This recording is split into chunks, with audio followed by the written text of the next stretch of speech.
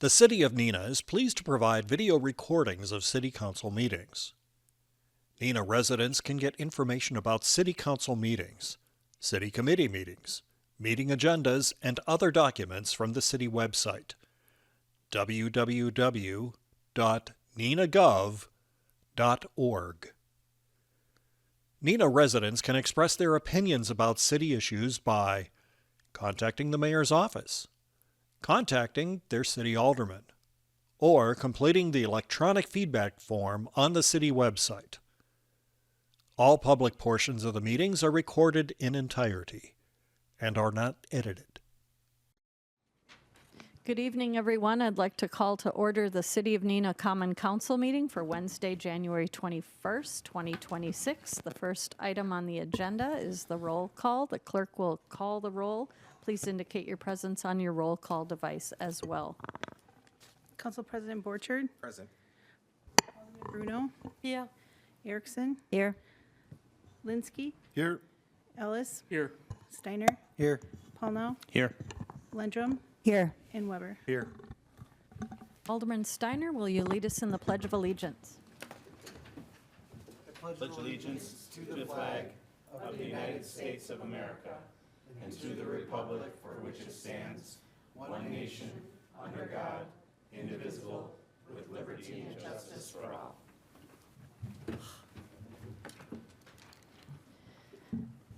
At this time, I will turn it over to Council President Borchert for a report from the Committee of the Whole meeting of earlier this evening, January 21st.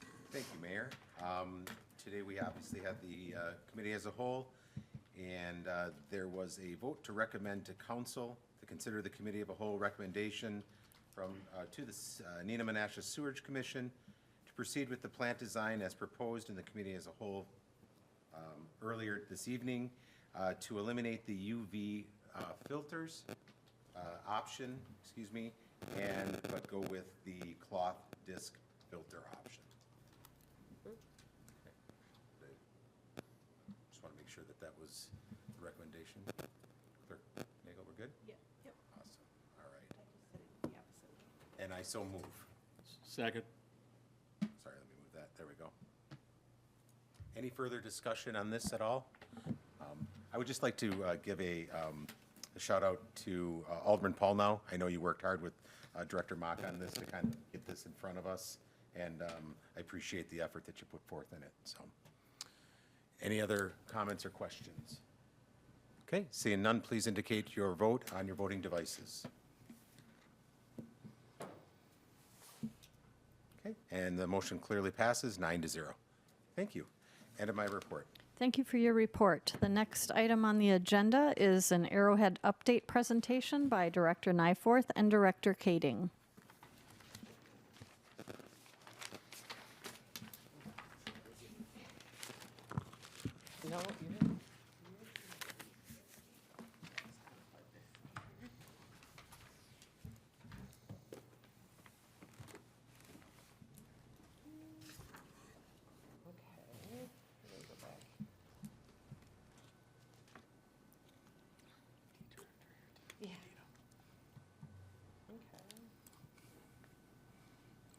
Well, it was up there.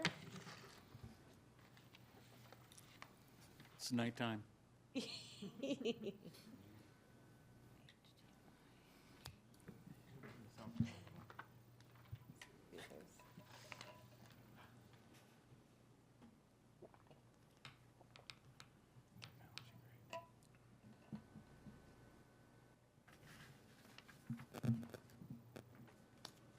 the cord not plugged in? Coming, this is the cord, followed into the cabinet, which is, So it's not bringing up, that's my home screen, but it's not bringing up what's on my screen. so Glad he's here. It's a nice coincidence. I want to do slideshow, yes. Well, not a coincidence, but you know what I mean. Awesome, thank you. Lucky. Thank goodness you were here. Yeah, no kidding. It's like he knew. Like he knew. Well, thank you, everybody. Director Katie and I would like to provide an update on where we're at with the master plan implementation. I've been mentioning this for about a month or so as you've seen requests for agreements coming forward with all the work that we have going on, and it's something that I think we're excited to share, as I think we are moving forward with progress. And we're going to give you, idea of, the different phases we're looking at and next steps. So with that, I do briefly want to mention, just to make sure we're all on the same page, is that history and how we really became to, have this property here.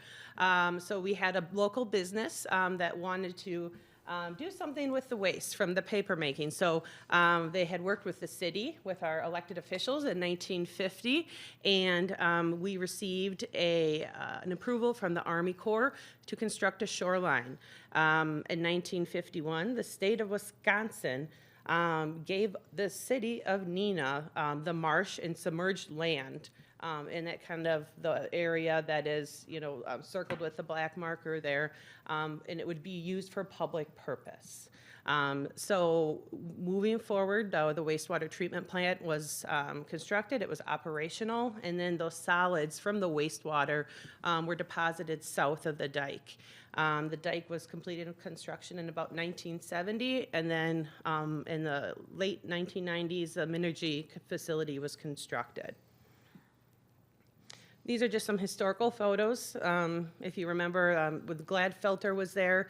You can see the wastewater treatment plants they had there, and then the parking lot, and then of course the other one is Minergy when they were active on site. So today we want to talk about kind of two different paths that we're on. One path is, this is our property. We can't sell this property. It's ours forever.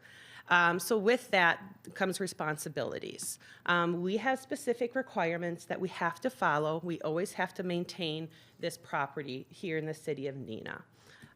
Some of those items are maintaining positive drainage on site, making sure no wetlands or, puddles are, making sure everything's draining properly, implementing a methane migration prevention action plan, ensuring the dike is structurally sound, making sure that we're monitoring our groundwater wells, and any other closed landfill responsibilities that are dictated in the state statutes that the DNR can ask us to do.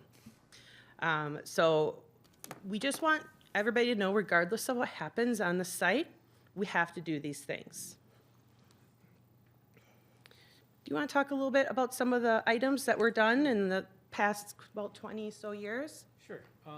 If you can see on the screen here, we were reflecting back to 2008. There was actually a remaster plan that was put together in 2008. From that came the current parking lot that's there, the current trail systems that's there, as well as the connecting trestle that connects Urban Dolly, Smith Park to Arrowhead. And then Urban Dolly, Smith Park was it was acquired and then developed in that same sort of time frame. So as we move forward, you see that in 2016, Fox Valley Energy Plant was taken down. 2018, we started and finished the Neenah trestle, the one that's closer to Plexus that connects Doty Island to Arrowhead Park. So that was celebrated in June. In 23, in between there's some work, and it's not listed here, but we did some of the initial grading, some initial work along the shoreline to stabilize that shoreline. There were some fish sticks that were added through working with the DNR. They did some work, we did some work, and we worked together. So in 25, you see the carriage road and the parking lot area was constructed. However, prior to that, gravel was laid, drainage was set up, and it was prepped and ready to go for those activities that were completed this year. Through the generous donation of the Nelson Family Fund at the Community Foundation and working with NRDA and the stewardship folks, we were able to install the pier and make some sort of accessibility to the body of water. Right. So Mike and his team have implemented wonderful amenities for this park that really started activating it. Once that Minergy plant came down, I think, a lot more folks came out there using the trail, and you'll see that utilization every year. We actually have counters.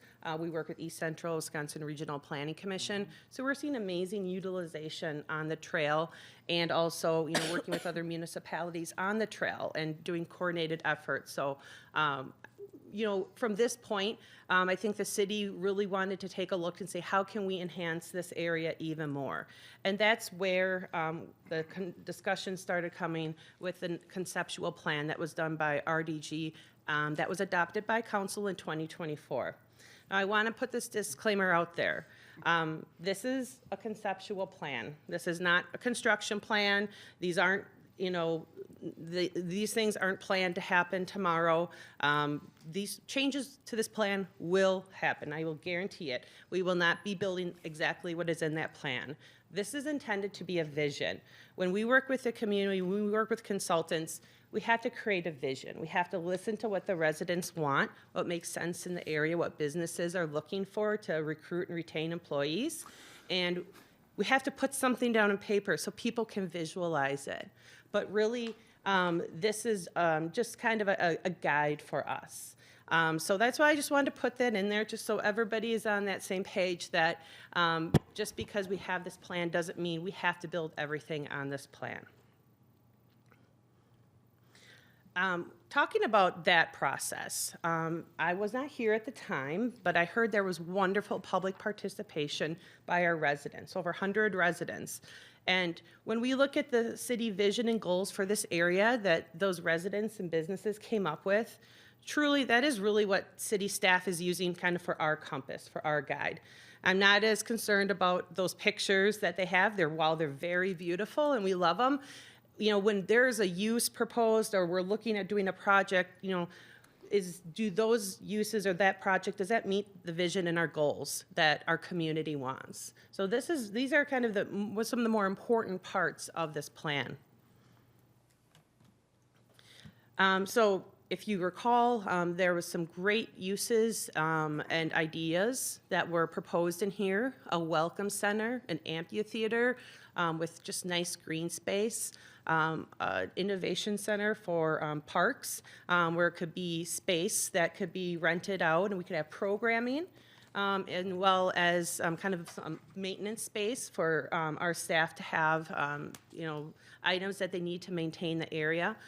We also talked about putting some playgrounds in there, some more paths, putting a pedestrian bridge over the railroad by Gateway Park to make it safer for folks to access it.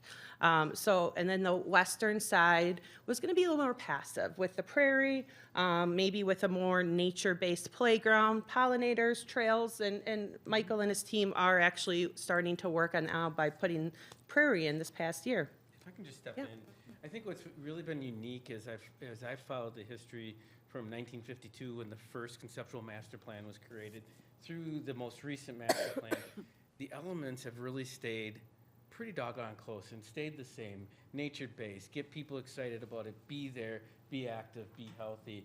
And I think that's really a testament to, it validates the 24 plan because it says a lot of what it said before, but it just carries it forward and makes it and updates it, brings it into the new time frame. So. Yeah, and we really see this area as kind of an extension or living room of our downtown.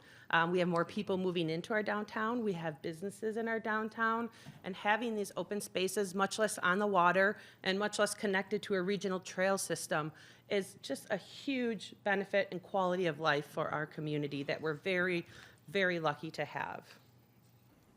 Again, this is kind of just the overview look of it, but each proposed use was carefully decided to ensure, it would have a purposeful impact on the public, and knowing that this would be done in phases.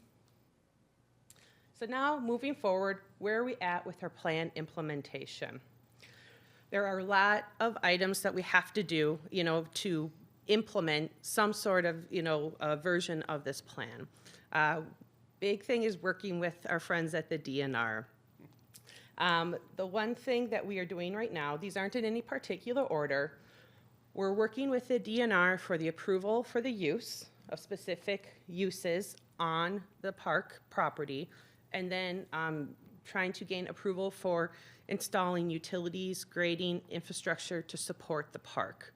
What we want to do is really get this site shovel ready, to lay the foundation down so we're prepared if maybe we have some individuals that want to come together and put an open air shelter, or if we have a business that wants to help fund an amphitheater. We're trying to get the foundation in place so the city can react accordingly and get that project moving as quickly as possible. But with that, we need to work with DNR along every step of the way.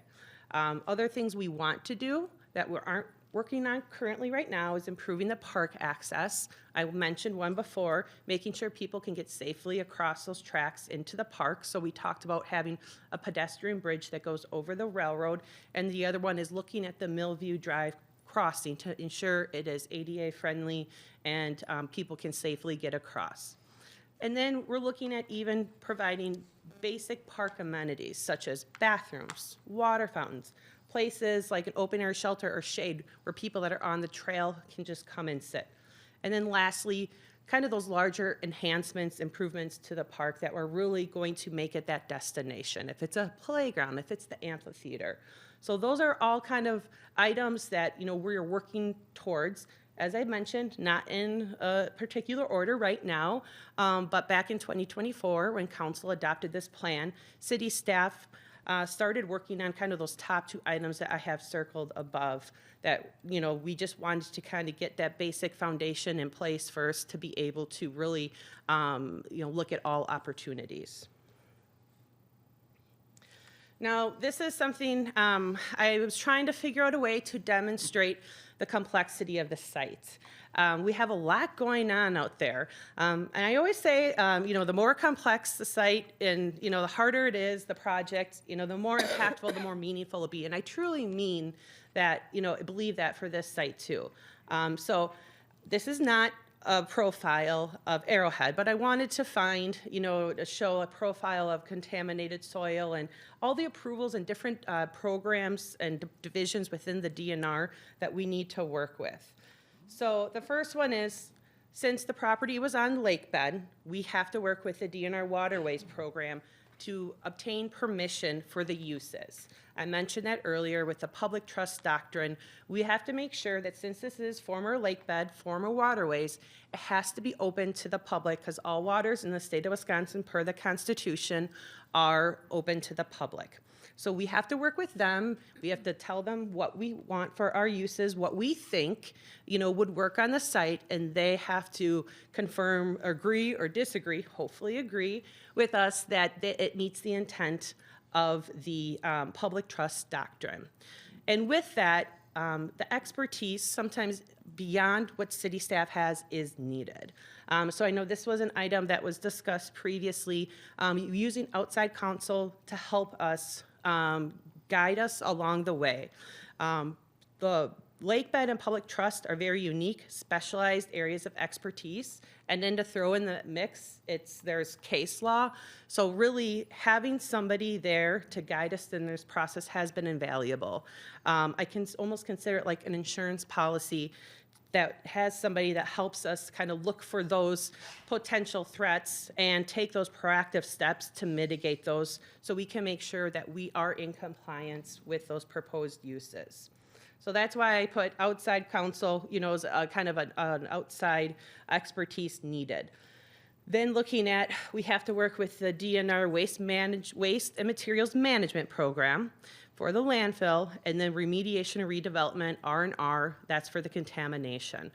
They look at approving what can be constructed, how we're handling materials when we're doing soil borings, what we can and do on site.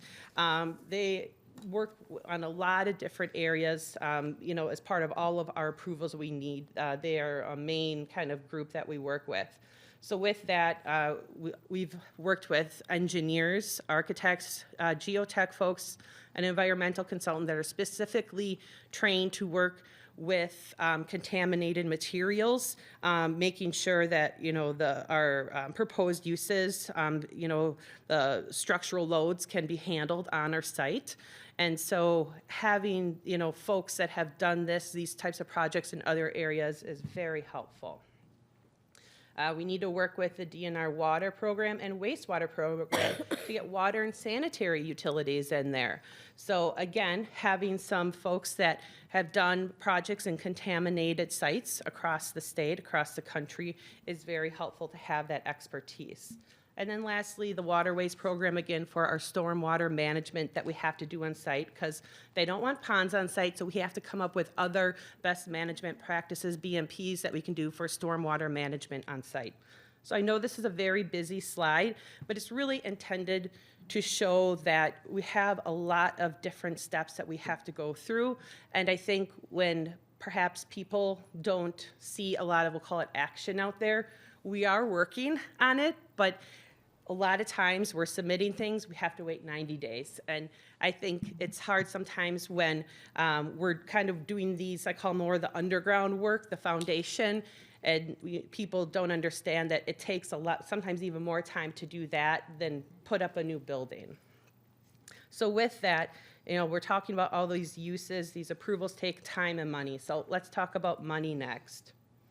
Last week, or maybe it was the week before, I think that Director Rasmussen shared some information about Arrowhead and kind of where we're at in that fund.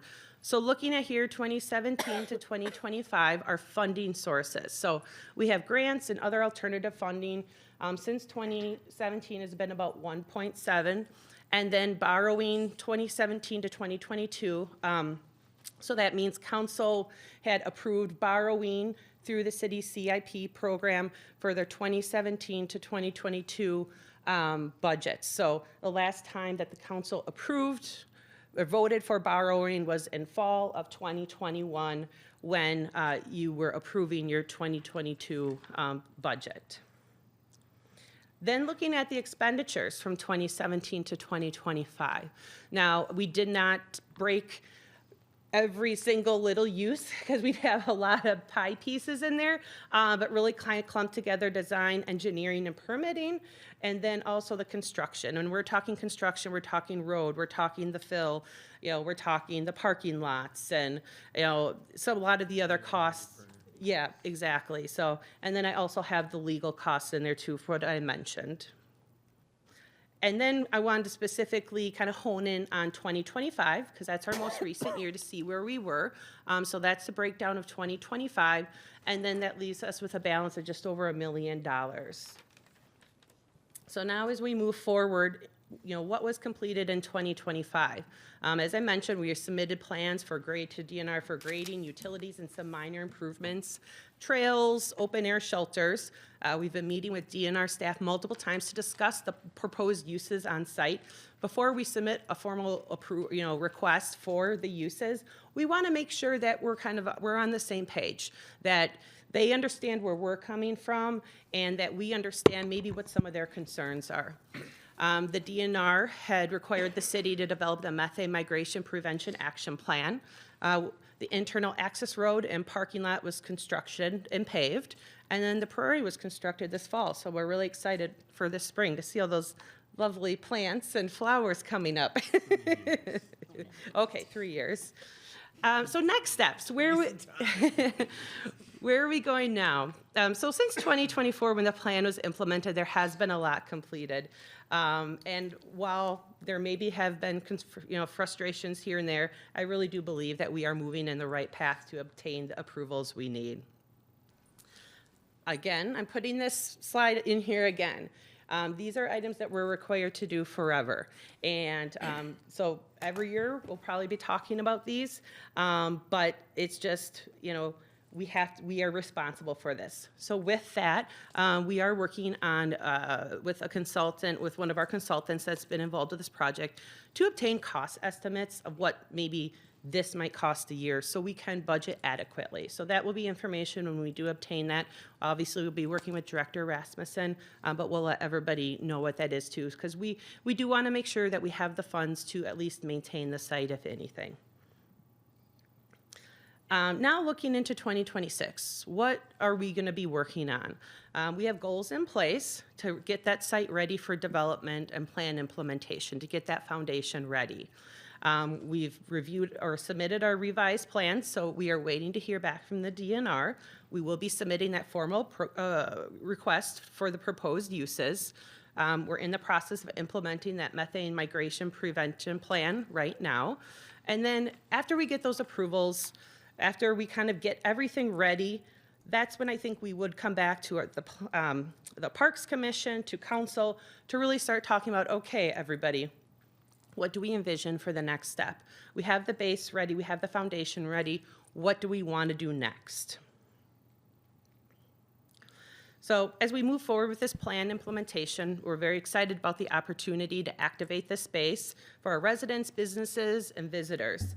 And on a side note, staff is committed to providing more frequent updates to council and to the public, just so everybody can follow along with this project, you know, a little bit more, and hopefully, you know, keep that excitement going for this area.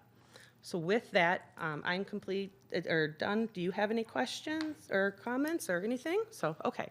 Does anybody have any questions? Alderman Paulno? Thank you, Mayor. Excellent presentation. Thank you very much. One thing I just want to correct, and it's been mentioned multiple times, that this council adopted this master plan. I guess adopted is a relative term, but it did not. It accepted and placed on file when the consultant was here.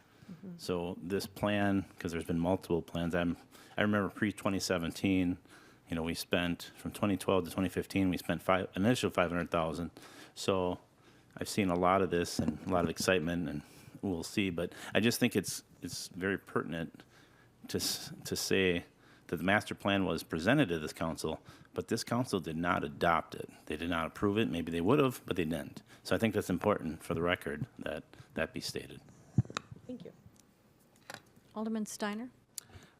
Thanks for the presentation. I appreciate it. You know, since the vision was put out, I've, you know, definitely been in favor of this initiative. And so going through it, I see, obviously there's a listing of phases, right? We have some action items for 2026. And I know there's elements of this that aren't totally in our control.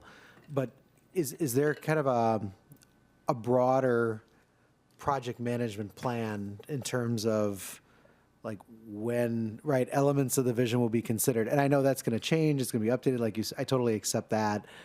But I'm still not clear, like when we would, like, let's just say theoretically a finished product, right? When it would be out there. I know there's always going to be updates. I mean, to me, I'm completely fine with changes and updates, but right now it's hard.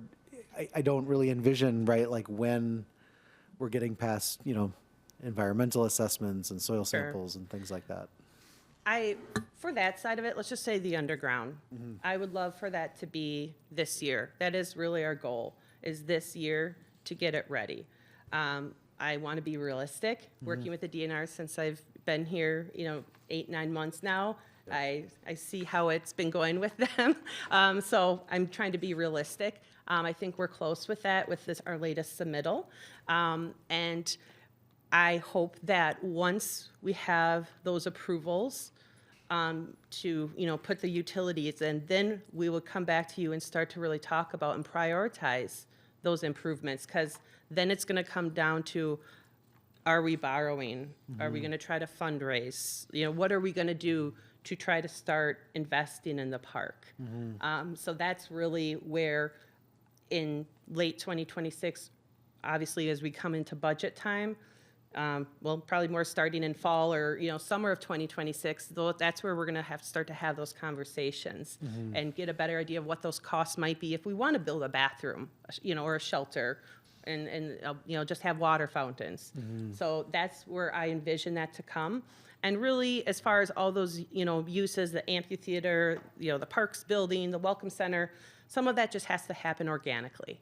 And some of those very big, you know, buildings and structures and developments, that will be a public-private partnership. I have no doubt, because I don't think the city can do that on our own. So I think, you know, we can come together and try to get those amenities. and then, hopefully just start setting the table for more folks to come. For plans, it could be 5 years or it could be 50 years. And in my history, working in different plans, some have taken 25 years. But on government, time is on our side, and we just keep pushing. And we just want to make sure that we keep, doing what we can to enhance this park. And Director Kading and I have been talking about grants, other things we could go for. So that's, of course, on the, on our purview that we'll start looking at that too. So I'm sorry I can't give you a kind of a time frame for when maybe the plan would be implemented, but we will be starting to prioritize some of those desired improvements as early as later this year, I envision. Yeah, I would definitely appreciate, I like the update that we had today. More frequent would be helpful. I don't want this to seriously lose momentum because it feels like this kind of vague thing that's sitting out, you know what I mean? Yeah. For too long. So I think tangible progress, even if it's incremental, I think is important. I'll be honest, like the 50-year comment makes me kind of, it makes me I was being very a little concerned. cheeky there, but like. Right, because I- that to me, I would start getting anxious about that. I mean, I'm not saying everything is just done in a year, right? But I think if you're extending it like years, and we're not like seeing any structures there, or you know what I mean, or anything that starts to get, I don't know how people would respond to that. What are we doing? Dan, I totally agree. Yeah. I'm the guy that wants to put a 5-year plan together. Let's go. These are the Right. steps to get there. If I've learned one thing since 2016, I can put all the plans I want to get there, and it just doesn't quite work out that way for this facility. But So we but gotta I be would say having realistic. a plan in place and then perhaps having to adjust it is a lot better than not having a plan in place, absolutely. right? I think the Yeah. biggest Yahoo moment's going to be the DNR gives us those approvals for the uses. Yeah. Then we can at least start planning, because Sure. then we know what we can do and we know what we can't do. Okay. And then we can actually start putting a plan together. Yeah, you're right. We're going to make some adjustments. We're going to make some, things are going to jump forward, things are going to jump backwards. But really, until we get that approval use, what the DNR says, thumbs up, this is what you can do. We just need that. Once Okay. we have that, then we can really start thinking. Understood. All right. Thank you. Alderman Erickson? Thank you. I appreciate the plan. That's great. It's nice to visualize it. Since I'm able to visualize it, I have a question on parking. As I look at this, several of the parking stalls that are on this photograph are used by Plexus. So that doesn't leave very many for people utilizing the park. Where do you envision, as the park progresses, that there will be additional parking? Something that we'll actually be talking to council about very in the near future is parking, and Plexus parking on the Arrowhead lot is something we are looking at, and we will be looking at relocating them to a Okay. different area. That was not intended to be a forever home for their parking. Okay. It was intended to be temporary, and that is something that, they are aware of, and we will be relocating them to different areas outside of the park. Okay, that sounds better. But, as the park develops, I would think you would need even more Oh, absolutely. parking. In the plans, there's a lot more parking. Okay, Yes. thank you. Alderman Bruno? Just a question. I will use Alderman Ellis' favorite word. What if? So, what if we don't have the agreement from? Yeah. ENR? Yeah. So, in this case, do we have? What can we do with this park Right. and this land? Do we have a plan to do something? But Right. do you think about something else just in case we don't have the? Yeah, the big thing that the DNR is looking at when they're considering our use request is, can the public access it? Is it open to the public? Can anybody come off the street and use it? So when we're talking about different uses, that's really what's kind of in our mind. I feel very confident to say that probably 90% of the things that we will submit as potential uses will be approved. Playgrounds, trails, open air shelters, where people can come and eat, bathrooms, things that the public, can use. if we put, like I said, there'll be no private uses there as far as like businesses or a hotel or office or anything like that. So I have faith that many of the items that we are going to come forward for, like with the use, I believe that they will also agree with us that it is in compliance with the public trust doctrine. And if there is something they say no, then we know that, and we can decide if we want to keep pushing it, or else let's move on to the items that they said yes to and start moving down that path. And that's where maybe there is a plan adjustment, coming from that. So we will be able to do, we can do uses on here, and they have said that. So we just need to kind of go through that formal process and get that piece of paper that says we can. And then, as Director Kading said, then we can really start taking that next step to implementing it. Thank you.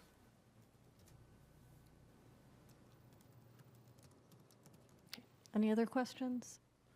Seeing none. Thank Thank you. you very much for your presentation. Thank you. Thanks, Mike. Appreciate it.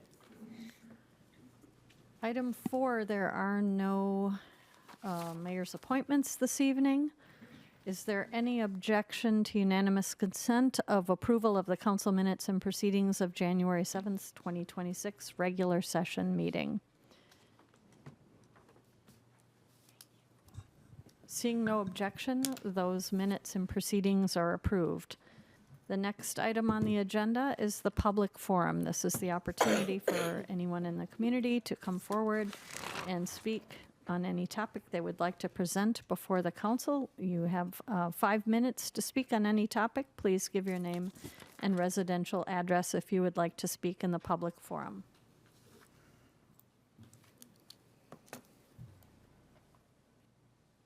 Scott Becker, 1061 Green Acres Lane.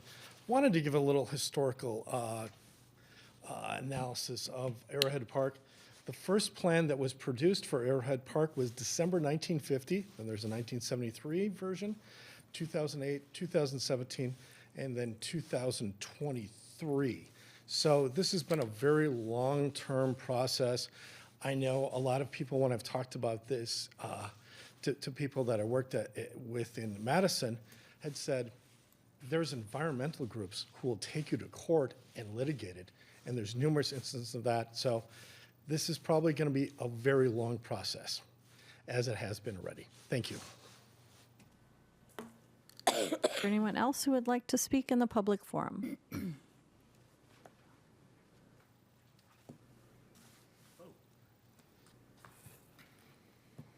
put my glasses on.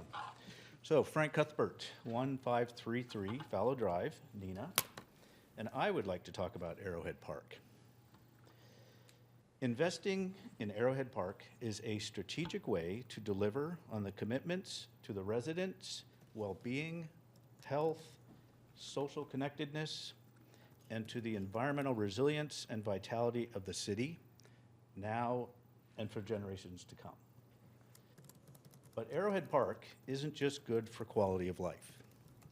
It is good for the city's economy. A high-quality park attracts a diverse, skilled workforce and new, growing businesses. For Neenah, it means continuing to revitalize our downtown. Parks are a proven economic catalyst. According to the Innovation Project study conducted by a group of mayors in 2025, every dollar invested in a park generates $4 to $10 in economic return. In the article, How Public Parks Are Reshaping City Economies, written in July of 2025, cities that prioritize parks investment experience job growth rates above the national average, particularly for young firms. These cities become magnets for entrepreneurs and startups, with exceptional growth rates for companies 5 years old and younger.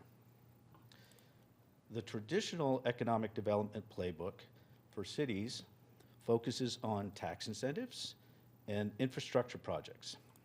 In an era where remote work has given employees unprecedented freedom to choose where they live, the equation has changed dramatically. Cities now compete for talent based on quality of life. Parks have emerged as a crucial factor in this calculation. In January 2025, research article by the Trust for Public Land released Parks and Economic Vitality, a report that examined multiple cities that have invested heavily in parks in recent years. The researchers found a strong connection between economic growth and a robust park system. The economic benefits of parks ripple through the community, reducing public health costs and driving long-term growth. Far from merely being an expense, parks are an investment that yield far-reaching returns. In summary, parks are not just amenities. They are powerful economic engines that drive city growth, attract talent, and boost local economies. You have the opportunity to drive meaningful change and make Arrowhead Park a cornerstone of our city's future. Thank you.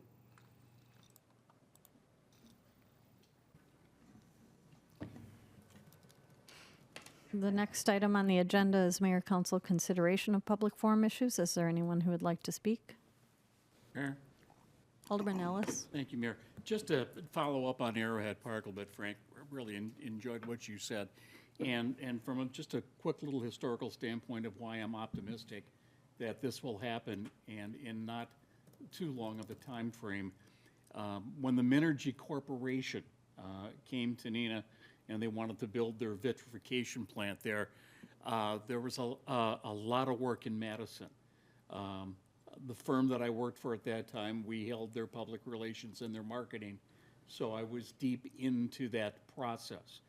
The state of Wisconsin was so excited about the Minergy process, which, by the way, was owned at the time by We Energies. They gave $1 million to help develop the Minergy operation. And the DNR signed off on building on that site. They found it okay. The second thing that I bring up is the work that the predecessors in the Community Development Department have done, working with the DNR for what was the old Gladfelder Mill site. At that time, that was one of the greatest challenges we had. And we worked lockstep, our departments did, with the DNR. They worked very well with us. So from putting those points together, I would not have a fear that this will not happen. And I really don't believe that the DNR is going to say no to us, because we have a healthy and productive track record with them, with positive results for both the environment and the community. Thank you, Mayor. Is there anyone else who would like to speak?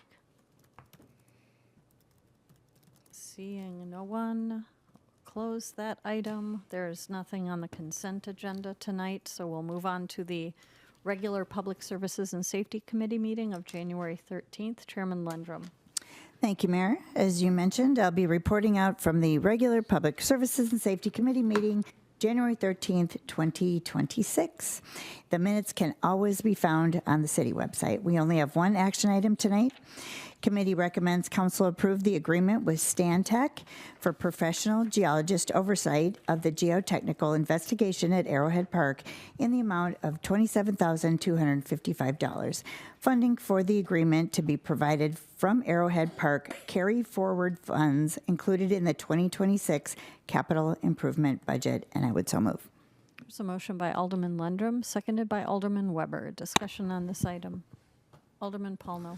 Thank you, Mayor. As I said earlier, I predate 2017. I remember 2012, we had consultants, we had a lot of things, a lot of energy. Now we're going upwards of $4 million on this. I don't think that is just money that couldn't be spent other places. It's just a choice. I understand there's a lot of, in the perfect world where we'd have this, that would be great. I just don't think that's worth the money when we could be channeling that money to our streets or other aspect of capital needs. So I'll be voting against it for that reason. Is there any further discussion?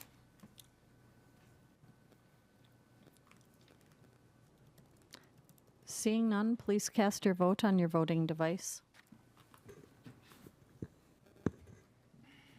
That motion passes 8-1. And that's the end of my report. Thank you for your report. The next item on the agenda is the regular Finance and Personnel Committee meeting of January 12th. Chairman Steiner. Thank you, Mayor. Minutes can be found on the city website.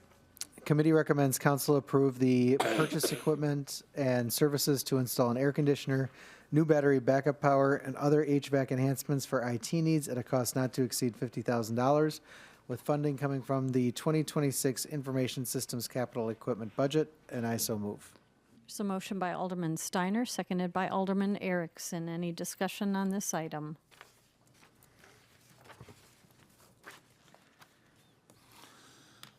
Seeing none, please cast your vote on your voting device. That motion passes 9-0. And that concludes my report. Thank you for your report. The next item on the agenda, regular Plan Commission meeting of January 13th, was canceled. There is no report. The Business Improvement District Board, Alderman Ellis, do you have a No report? report tonight, Mayor. Thank you. The next item, the report from the Library Board meeting, Alderman Erickson. Thank you, Mayor. The Neenah Library Board of Trustees met today at 4 o'clock, and I have some interesting things to report. There will be an open house this Saturday from 10 o'clock to noon at the library to introduce the new logo, Adventure Guide. There will be mini tours, a ukulele group, and cookies. So please, I know it's going to be cold, but head over to the library to see all of the exciting things that are going on. And then when you are there, please check out the new meeting room on the second floor, the Orlandi meeting room. And there are two spaces for youth, the sensory room and the Neenah's neighborhood on the first floor for the kids. So make sure you check both of those out when you're there. And the library is continually doing well, has great programming, and if you're interested, please visit the new Neenah Public Library website, which will be up and running this Saturday as well. And as always, check out some books. Thank you. Thank you for your report. The next is the report from the Neenah Arts Council meeting, Alderman Erickson. Thank you, Mayor. The Neenah Arts Council met last Wednesday, January 14th, and at that meeting, we discussed plans for the upcoming year. And I want to also give a shout out to my wonderful, wonderful volunteers that participate at many community events throughout the year. And that concludes my report. Thank you for your report. The next item is the Landmarks Commission, Alderman Weber. Thank you, Mayor. The Landmarks Commission met on January 14th, and the minutes are on the city website. Nothing specific for the council and tonight to report. That concludes my report. Thank you. The next item is the report from the Park Commission meeting, also Alderman Weber. Thank you, Mayor. The Park and Rec Commission did meet on January 15th. The minutes are on the city website as well.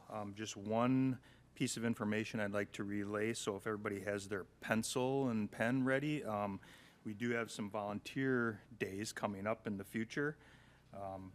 3 of them on Carpenter Preserve, one on April 18th for some tree planting, another one on May 16th for finishing up the sign installation that we had started back in the late fall, and a third one on June 29th for buckthorn removal. So and we will be posting those on our volunteer website, but just want to get that out there for everybody. And also another volunteer day for Doty Park on May 9th to do some planting in the beds along the shoreline. So if you can make it, we'd appreciate it. We can always use the help. So that concludes my report. Thank you for your report. Are there any petitions? Are there any council directives?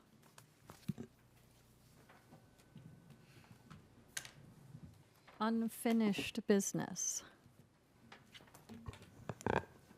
Alderman Paulno. Thank you, Mayor. I was going to ask, has there had been talk about having a joint meeting with the Neenah Joint School Board and the council? I was wondering if there's any movement or action along those lines? Any success? I was actually planning to report on that under new business. Okay, great minds think alike. Any other unfinished business? It actually is technically unfinished business.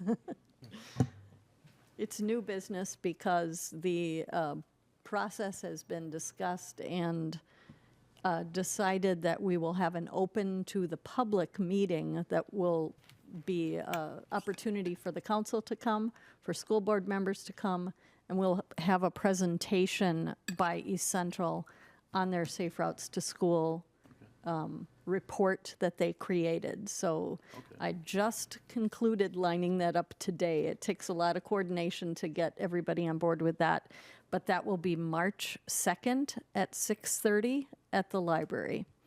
Again, that will be a presentation by the person who created the Safe Routes to School report. She'll be presenting that, and it will be open to the public. I felt like that would be a maybe better opportunity for us to all come together at the library. Is there enough spacing if we get a lot of people there? Or? I think so, in the Shattuck room. Okay. It's over 100. Another item, February 3rd at 5:30 is the eminent development presentation on their South Commercial Street plan. That is being held at the police station in their community room, so I wanted to mention that as well. Any other new business? Seeing none, is there a motion to adjourn? Motion to adjourn? There's a motion and a second to adjourn. All those in favor say aye. Aye. Are there any opposed? Thank you, we're adjourned.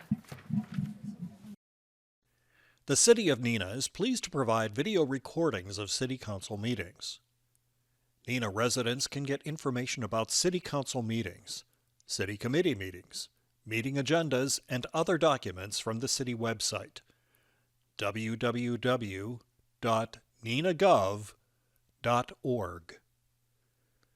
Neenah residents can express their opinions about city issues by contacting the mayor's office, contacting their city alderman, or completing the electronic feedback form on the city website. All public portions of the meetings are recorded in entirety and are not edited.